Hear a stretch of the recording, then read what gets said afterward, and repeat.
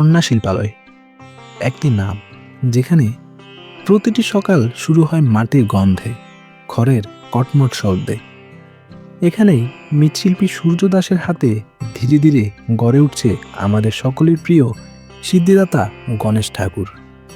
এই মাটির প্রতিটি দানা যেন পূর্ণ বিশ্বাসে ভেজে আছে। শিল্পীর প্রতিটি ছেনির টানে ফুটে উঠছে ভক্তির রেখা। তার কোমল স্পর্শে ধীরে ধীরে গড়ে উঠছে গণেশের সে শান্ত চেহারা, যেখানে মিশে আছে হাসি, দয়া আর অনন্ত করুণা।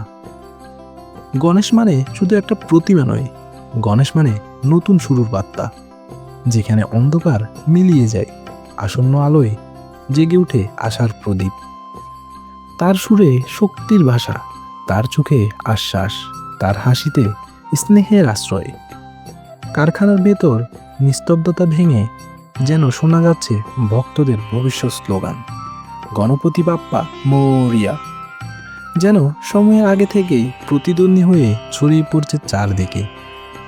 এই প্রতিমা শরীরে শুধু মাটি নয়, আছে শিল্পীর স্বপ্ন, শ্রম আর হাজারো মানুষের আশা।